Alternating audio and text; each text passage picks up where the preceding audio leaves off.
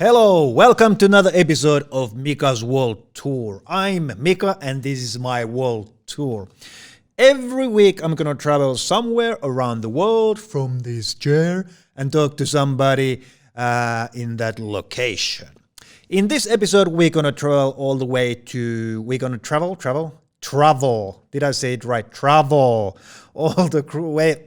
We're gonna travel all the way to Australia, Melbourne, and talk to my new good friend Amy Moule. Join me. I was lost in my head, looked around, there was no one there. I got out to breathe the fresh air. So, Melbourne, Australia and Amy Moule. It's very nice to have a chance to travel Australia and talk to somebody who is in Australia at this moment. What a stupid way to say it. But anyway, you know what I mean. It's very nice to have a chance to talk to somebody who is to Australia and I'm here. And here is the midnight and there is the morning. Because we are living in a ball. You know, Earth is a ball, and Finland is here, and Australia is here, and there is a Time Jones. There is a Time Jones. That's a 80s pop singer.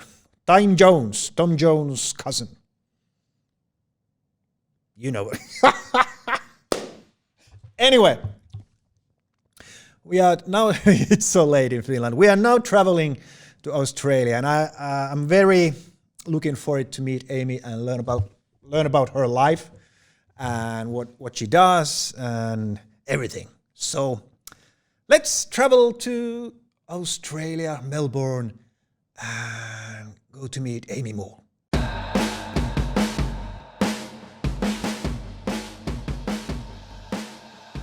Melbourne is a city located in the Australian state of Victoria. It is the second most populous city in Australia with 5,700,800 people live in it. The city area has been home to Indigenous Australians for over 40,000 years and served as a popular meeting place for local Kulin Nation clans.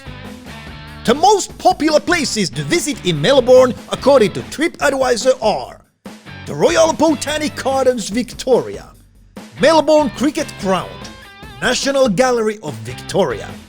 One of the top restaurants in the city is Fogalia di Figo. Do you agree with this? Comment your recommendations down below. Good morning, Australia. Good morning from the stolen lands of the Wurundjeri people here in Melbourne. I'd like to acknowledge that firstly before we continue. I'll say it again. Sorry, I didn't catch that. So. I just said I'm acknowledging that I'm talking to you today from the stolen lands of the Wurundjeri people, which are an Indigenous group of people that lived on these lands long before we did. Now I understand. Now I know. Yes. Yes. Do you know where your roots are? Yeah, mostly from the UK. Like a lot of white Australians, really. So my dad was born in England and came over as what we called a 10-pound pom on the boats in the 60s. So they were trying to get a lot of immigrants out to populate Australia. Yeah. And my mum's side, well, her maiden name is Irish. So I suspect Irish roots. And there might be some Italian there. There's a little... maybe a cheeky little slip up from somebody. So, would you like there to be some Italian? Oh, absolutely. I'm all for any kind of flavor of human. So, yeah, I've been often told that I could pass as Italian. You do, actually. You do. Yeah. I believe you. A man in Italy said to me once, "Why aren't you Italian?" That's a good question. Because I'm not. Well, when we started with the history, I'm just thinking when you said, wasn't like a James Cook who come there first? No? Look, Yes and no. Before However, after yeah, yeah. yeah. So there's a lot of it's a really contentious and really difficult thing to talk about for a lot of people, obviously Indigenous people, because that recognition is still not there. So on the 26th of Australia, we celebrate what we call Australia Day. However, that's it's a really difficult day for a lot of people because their history is that was the day where their ancestors were murdered and raped. So every time that January 26th comes around, there's a lot of Australians that say, let's change the date because this is really hurtful to a lot of people. So, yeah. Have you noticed that awareness has growth lately about that, the history and... Yeah, I think so. And it's just so sad that it's still, it's 2021 and we're still where we are. The recognition of Indigenous peoples is not where it should be. And, from the government as well, this needs to happen from the top down and it's not happening. So, but yes, there is slowly, history is being written as it should have been. As it truthfully was, not just from the white person's perspective. Yeah. Well, those things takes time, as history has teach us. I mean, and it's good. Yeah. It seems to me that the young people are really, really aware of that in Australia at the moment. Yeah, I think so, which is fantastic. But, they definitely need that to be shown as well, that there's older generations that are willing to admit fault and claim responsibility for the atrocities of the past. I'm sorry, this is really heavy for No. That's, it doesn't matter. This talk can take us wherever we want to. So if you're uncomfortable to talk about that's I understand. But, isn't the... No, I'm not. Yeah. The Midnight Oil Singer, the bald one. Yeah. Isn't he like a politician and really? Yeah, he did get into politics. I don't know where he's up to at the moment. It hasn't really surfaced lately. But yes, he was, and that was a good. A lot of their music in the 90s was sort of focused on 80s, 90s. 90s, yeah. Yeah, but I haven't heard about him for a long time. Yeah.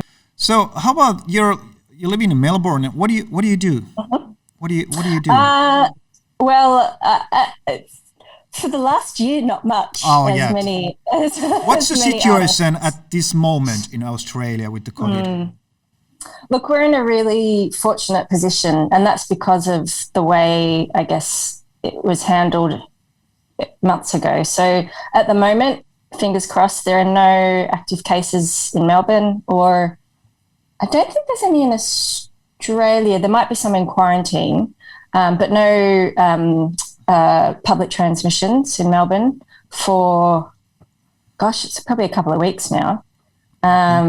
So, yeah, we very ridiculously refer to it as like donut days. So if there's no, like, 0 cases, 0 transmissions, it's donuts, Yeah. But yeah, it's so masks are only mandatory on public transport and where you can't physically distance. But otherwise, things feel, it's weird because you're so easy to get back into normal life. And then this is when, if we're too compliant, this is when things happen again. But particularly in Melbourne, like we did, we had a really long lockdown, and I feel bad talking about it now because I know a lot of European countries are still there. But it was something like 114 days, a very hard lockdown, but it worked. So you're doing shows, you said. So what do you what kind of shows? So the Melbourne International Comedy Festival is about to start. So that's a really big festival that happens every year except last year. And it's got lots of international acts usually, except this year. Did you watch my first episode? No, I haven't seen that one. No, that was with Jason Byrne. He's must been there like many times, I think. Mm-hmm. Yeah. yeah. It's a really big festival. Yeah. But I'm an improviser and an actor and a puppeteer. Yeah. But I do in the festival this year. I'm doing a couple of improvised shows. So one I'm doing tonight, which is exciting. Oh, you have a gig today, this evening. You lucky one. I know, it's exciting. That's good. Did you do anything with when you couldn't do shows? Did you do anything with the Zoom, like Zoom improv? Yeah. Oh, yes. It's hard. It's a whole other beast, really. I did a few.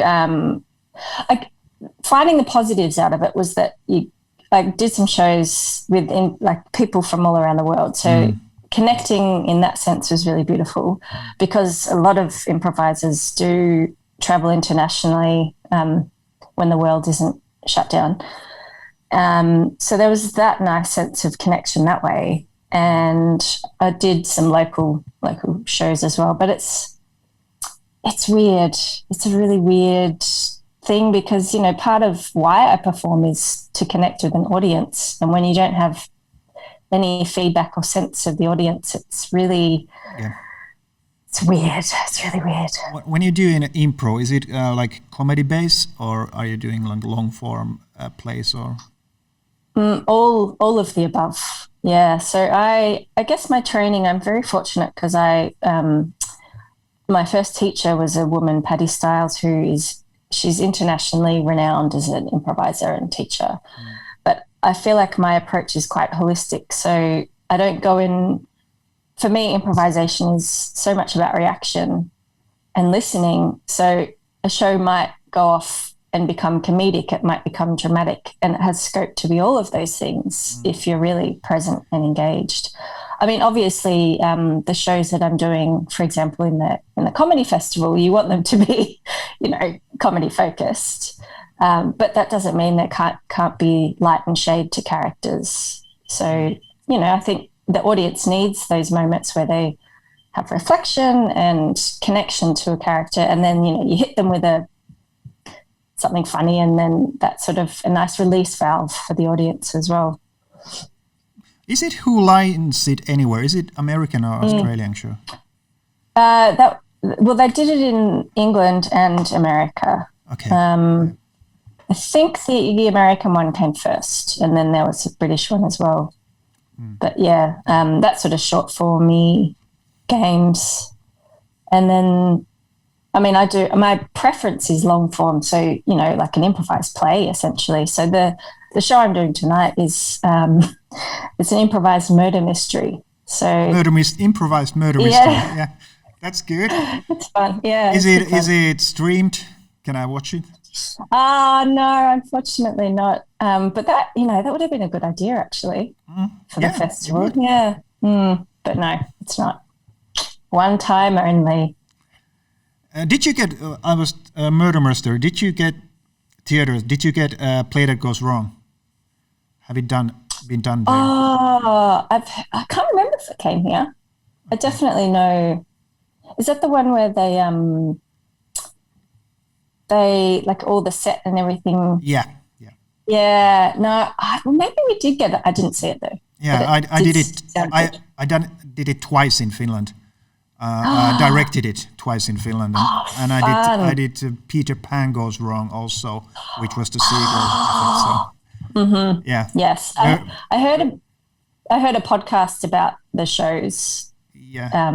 And it sounded brilliant. Yeah. Yeah, it's great fun. It's making a laugh about murder mysteries. So it's really fun. So what else are you doing? You're doing like improvisation, and then you said puppeteer. What kind of puppeteer is? Yeah. I work for a couple of different companies as a puppeteer, and also as a freelance sort of puppeteer. So one of the companies I work for is called Trash Puppets. So it's lots of fun. We run workshops in like schools or corporate settings or at festivals, basically teaching people to make puppets from found objects like trash, things that you might put in your recycle bin, things like that. Yeah, it's good fun.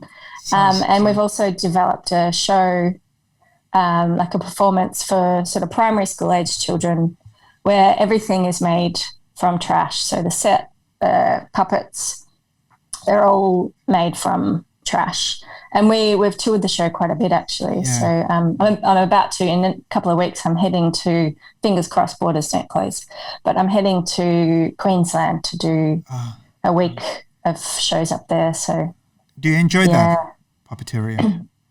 Oh, I love it. Yeah, I love it because it's like, I don't know if you've ever done mask work or anything like that, or clowning. It's a similar sort of feeling, where you speak through the puppet. So it almost takes the pressure off you as a person to perform or to, engage. It's just, and if you're doing your job, the audience doesn't realize you're even there. So I really loved so magical. Clowneria when we did clowneria and masking. It was so free.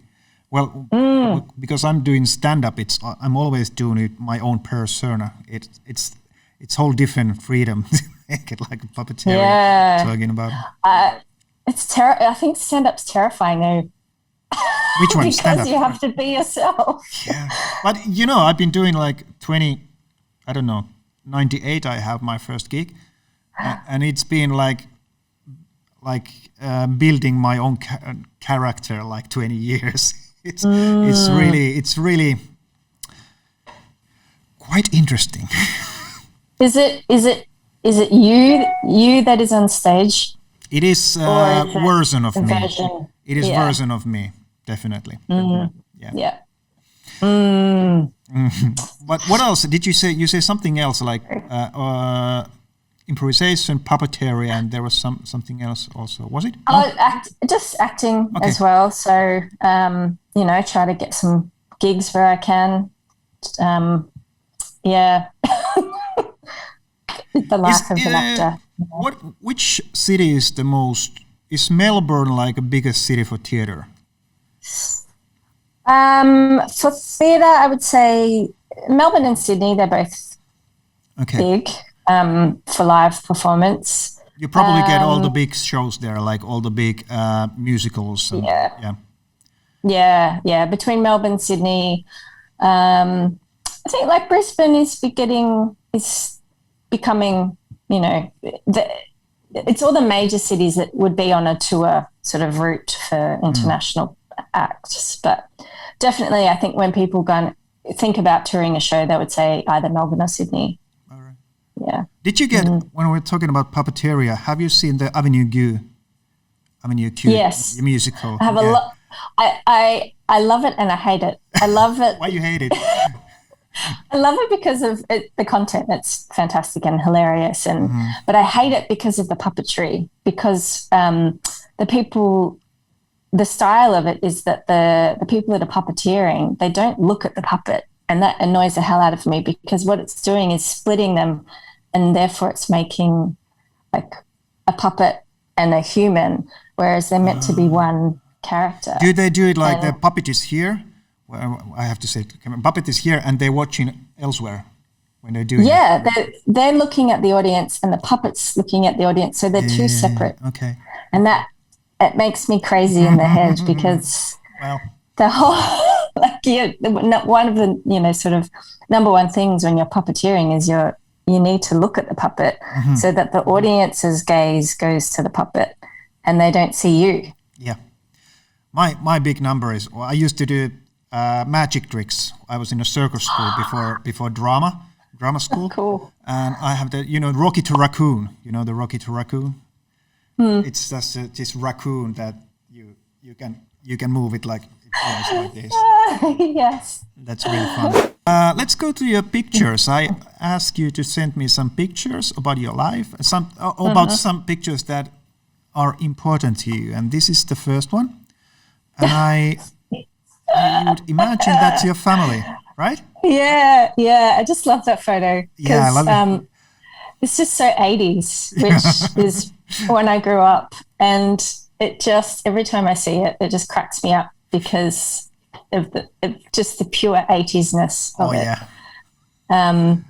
But I think, I mean, obviously my family is important to me, and I'm very lucky because my parents are still alive and they're still together, and I'm close with both my siblings. So I'm the small one in You're the the blue. small one that I was about to ask. Sailor.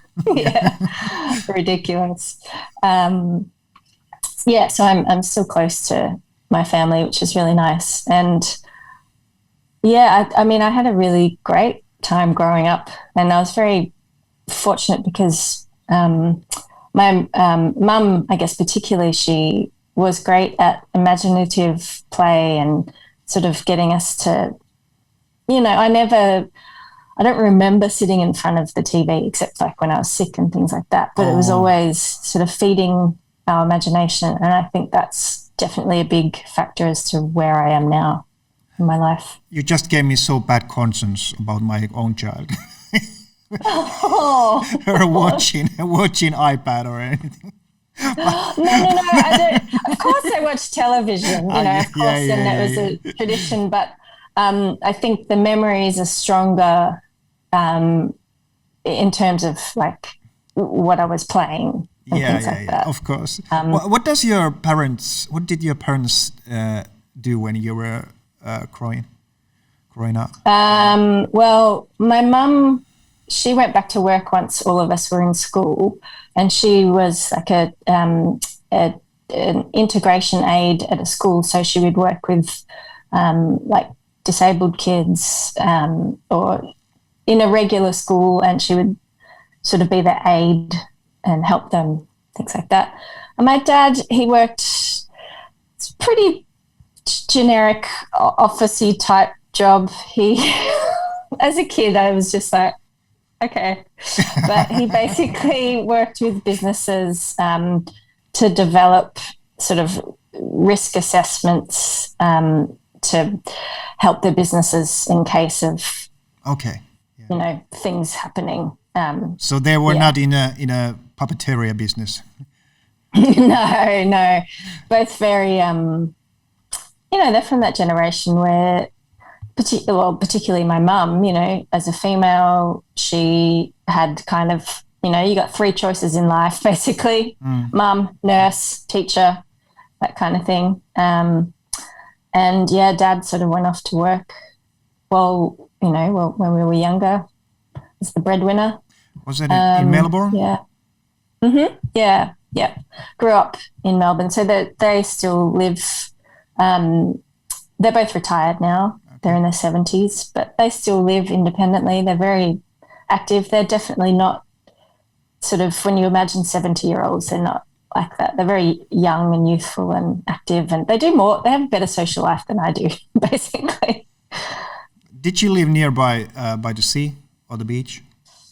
Not really, but we did go on a lot of family holidays to the beach. Mm-hmm. And, still try to, as a family, every now and again, every couple of years, have a little holiday, maybe down near the beach or something. Yeah. So, yeah, we do have beautiful beaches. Do you surf? Sure. Do you surf? Do you know, I've never surfed. I would love to. I know. I would love to try it. Because I love surfing, but the big tragedy, what is it? Tragedy is that you can't really surf in Finland. Always have to go somewhere else. Yeah. I haven't done it in 6 years, but anyway. I would like to try it. Yeah. But there are sharks in Australia. There's sharks everywhere. Yeah, not in Finland. But there's no waves either, so. True. So what does your siblings do? Are they in a business of show business? Well, yeah. I mean, I think we've all had a mixture of lives. So my sister, she is a performer, an actor. More recently, she's been yoga teaching. and more recently, she's gone back to university and is doing a creative writing course. So she's gone from someone who could not spell very well to being this amazing writer. So she's like fiction. Okay. She's great. She has a really good handle on characters. And my brother, he's actually living in Vietnam at the moment with his little family. And he's a documentary maker, but he is working with an NGO which is trying to eradicate dengue fever in mosquitoes. And he's producing sort of training videos, I guess, for scientists. All the siblings are doing something creative. Mm-hmm. Yeah, definitely. And I think that allowed me, because I'm the youngest, that allowed me to probably venture in the path that I took, because, they broke that open, I guess. Yeah. And, we're very lucky because our parents have always been supportive. Let's go to the next picture. So we were talking about this a little bit earlier about, Oh, yeah. puppets. So another company I work for it's a children's charity organization, and it the organization helps to support kids and their families who are impacted by cancer. Mm-hmm. So what my job is part of the puppet show, where we tour around schools and like kindergartens and perform shows with puppets, which is about basically this little girl, Kylie, who's the bald one, teaching kids about like what the side effects of chemotherapy are, and she's nervous to come back to school and all that kind of stuff. So I've been doing that for coming up on about 9 years now, which is probably the longest I've ever had any job. Does the kids comment a lot during your show? I mean, not during so much, but we do have like a question and answer time afterwards. And then that photo was actually taken in a hospital. So we visit children's hospitals as well and go and visit the oncology wards and things like that. But at the moment, obviously, because of COVID, we haven't been able to get into the hospitals. And it's something I really miss, because there's something really special about, visiting these kids, because a lot of them, they're really, depressed, and they've been in hospital for a long time, and often they'll speak to the puppet in a way they wouldn't speak to an adult. They'll tell them things or share how they're feeling, rather than because they're so often surrounded by just adults all the time, people coming to poke them and take blood from them and, hook them up to machines. So it's a little bit frightening, but we go in and have lots of fun with them. So it's really nice. It must be the good feeling when you get those kids to smile or laugh. Yeah, that's basically, if I can get them to have a smile, and that's the only smile they have all day, then I'm like, job done. So yeah, I really miss it, because it was, one of those things that just sort of put your life into perspective, seeing tiny little kids, and sometimes babies, Yeah. their families' lives have just been turned upside down from their diagnosis. So I think we all sometimes need some bit of reality check with our problems. I was one episode I was talking to Israel. Cool. And his grandparents were in Auschwitz. And his granddad always said, now when this is COVID, just wait, I've seen worse. It's getting better. So, you got a point there, Granny. Yeah. Yeah. Yep. Let's go to another picture here. Here we go. I think that photo was taken at a show that I did. I think it was on Reunion Island. sort of it's numericious, beautiful. But basically, it's just, I think for me, the stage is sort of where I'm most comfortable and where I really feel, it's sort of my soul connection place, I guess. So that photo is just sort of, when I feel powerful, when I feel like where I belong, essentially, on stage.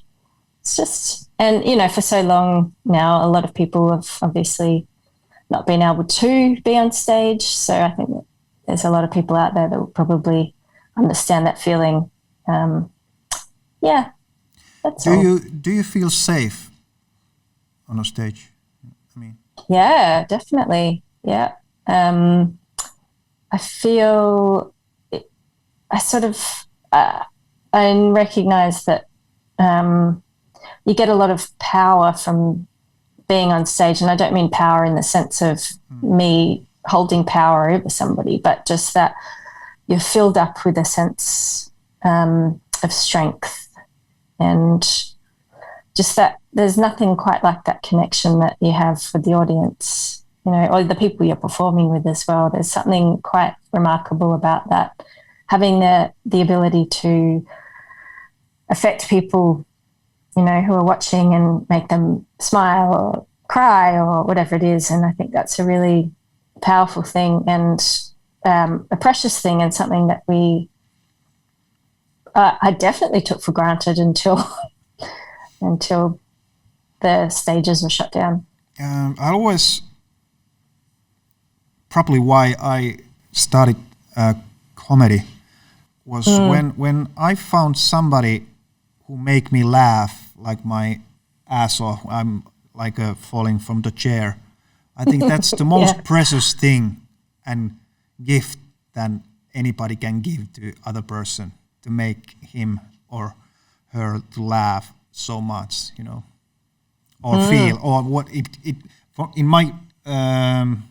me it was laughter, but for somebody else it can be like crying and what other emotions. But let's go to the next picture. This is here we go. Yeah, look, I was trying to find something that symbolized, or I guess sort of encompassed my love of food. Okay. So I've been fortunate enough to, with my work and with improv, to travel a lot. Like, I've been to a lot of international cities and places, and a lot of the time I go somewhere because of the food. Yeah. You must be part of Italian then. There's something about food that connects you to a culture as well, which wherever I go, I'll always get on Google and research like the thing that I have to eat, or the best such and such that I have to go to. Yeah. And I base my day around food, basically.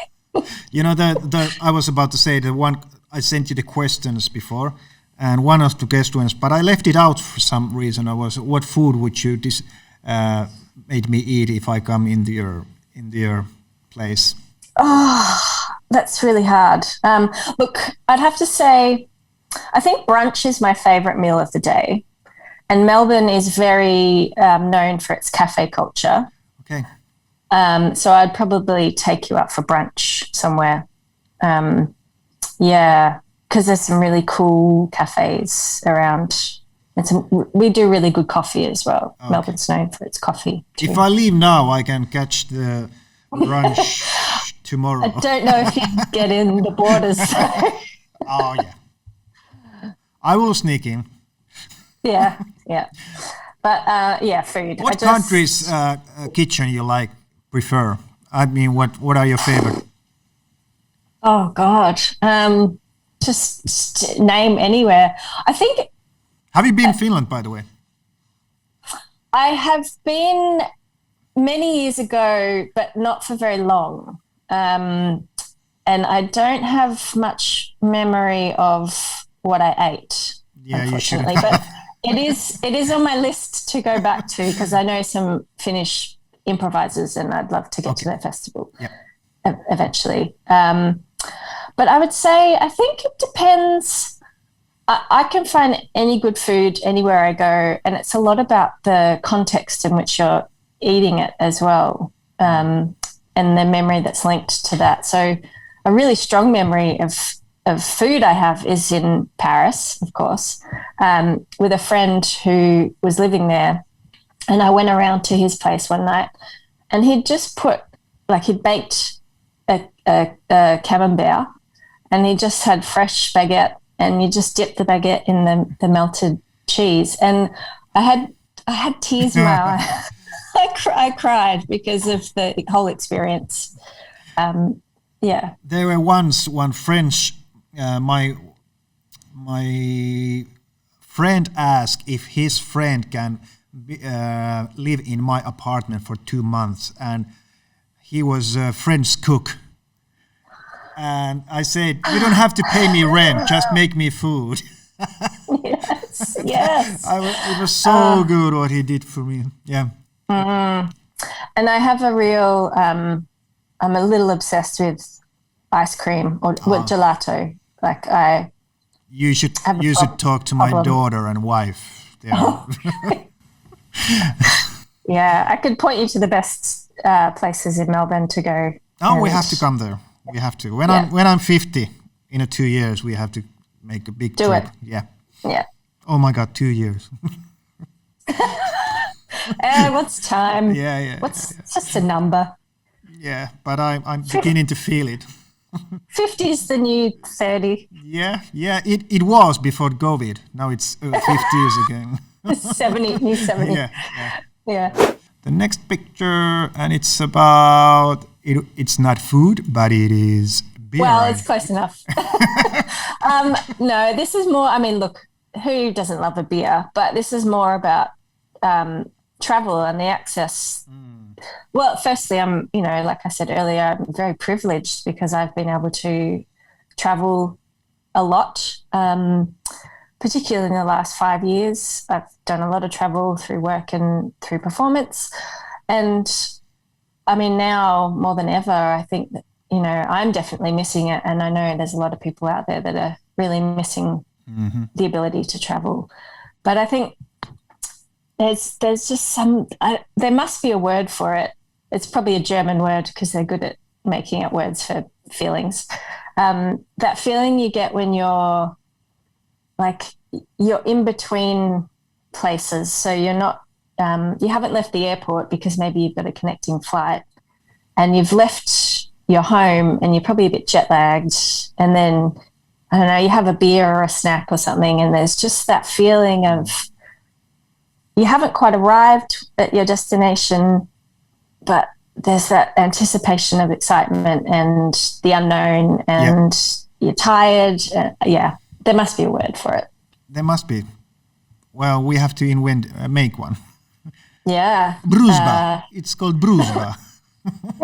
Does that mean something? Nope. Great. Sure, I'll take it. I was thinking about beer, of course, in Australia. The best commercials were Foster's commercials in the 80s. Foster's. Do you drink Foster's in Australia? No, that's what I heard. That's what I heard. That I'd rather drink from the toilet bowl. It's honestly. But those commercials were great. Australia for beer.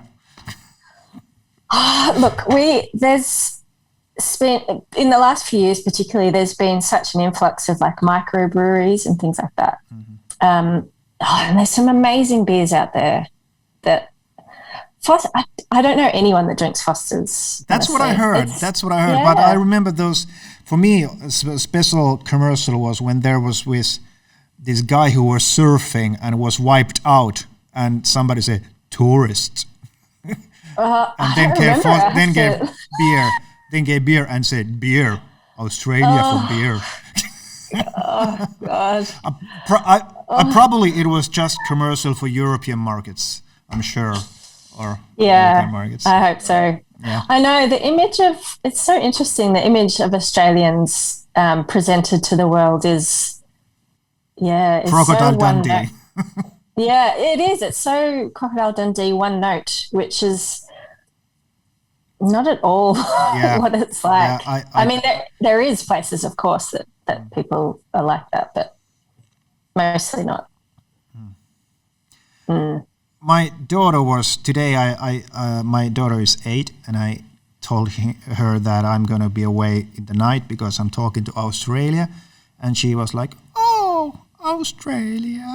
Oh, And there is kangaroos, and there is, and there are cities that are bigger than Finland.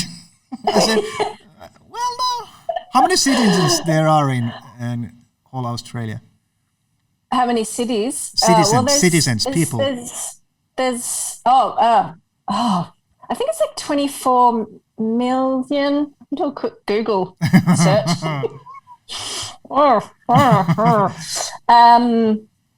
Yeah, but I mean, in terms of, the size of our country, obviously a lot of it is uninhabitable because the center is desert.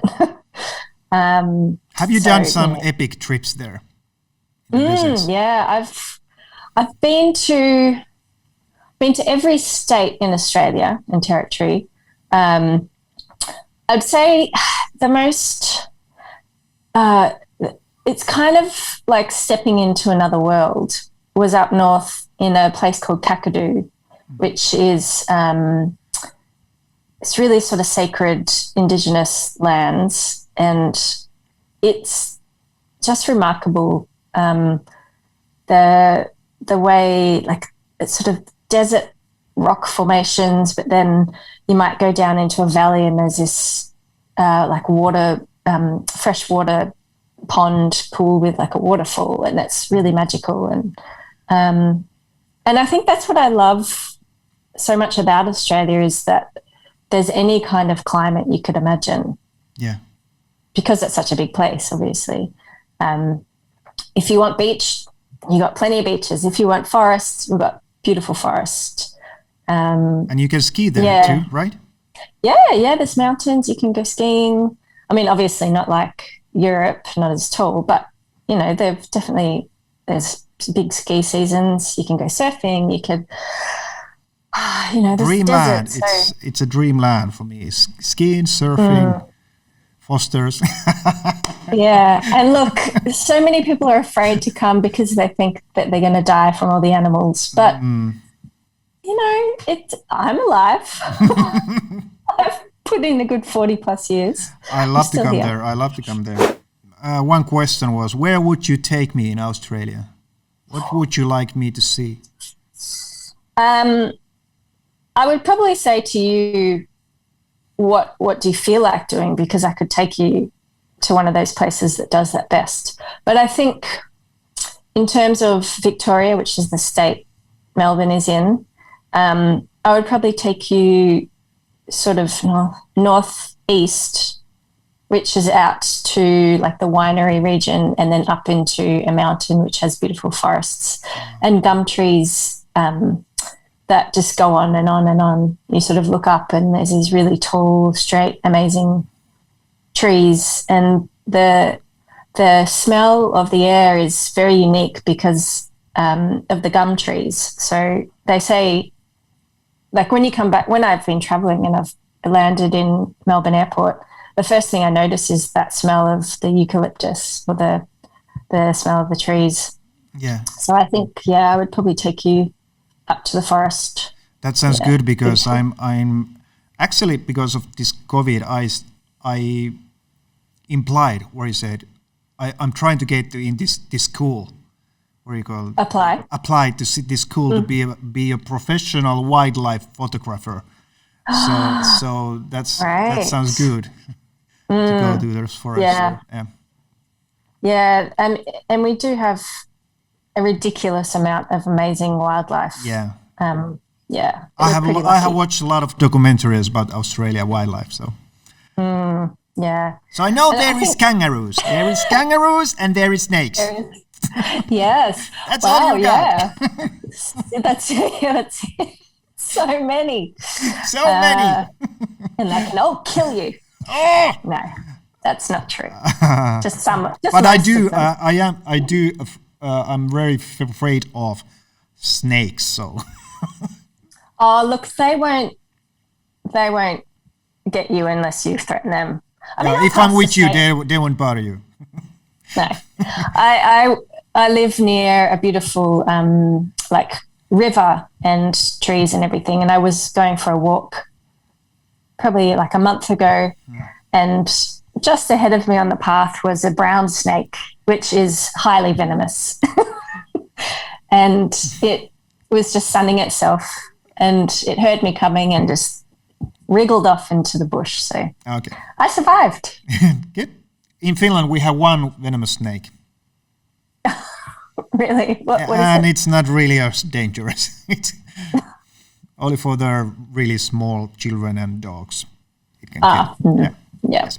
Just stay away. Yeah. The next question is, I asked you to name a person from your country history that you admire. Did you find one? Yeah, so there's this man called Archie Roach he's a musician and a writer, a guitarist, and he's an Indigenous man, and he was part of the Stolen Generation, which was a horrible thing that happened sort of from the beginning of the 1900s to like into the 70s, where children were forcibly removed from their families, Indigenous children.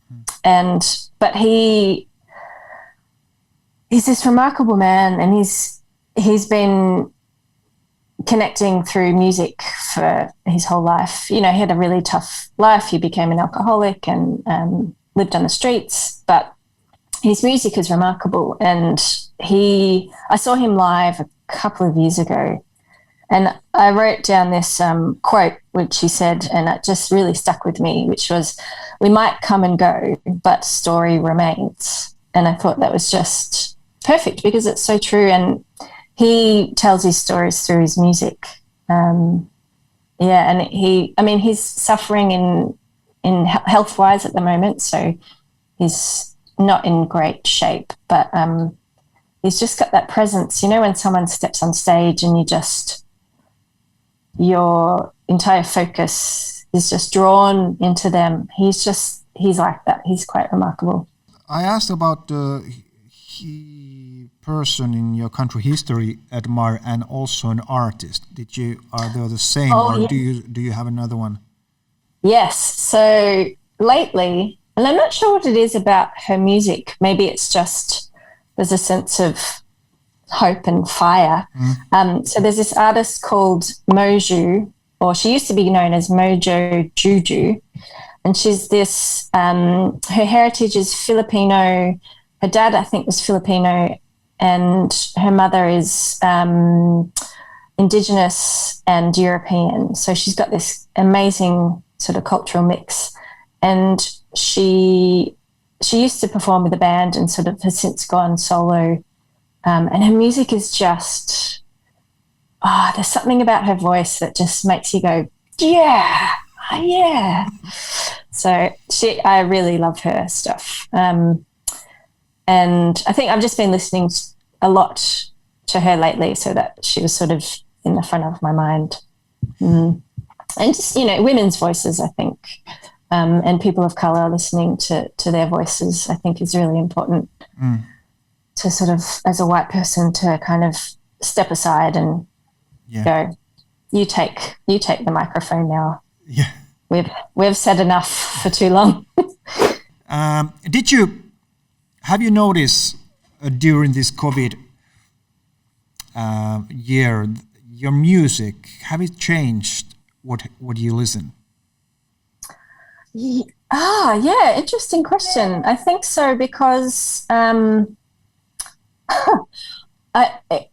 towards the beginning of, I think it was our second lockdown, which was the really long, intense one in Melbourne, I started listening to things from my youth, which I think is really interesting, because maybe I was trying to find a place of when I felt happy or full of hope.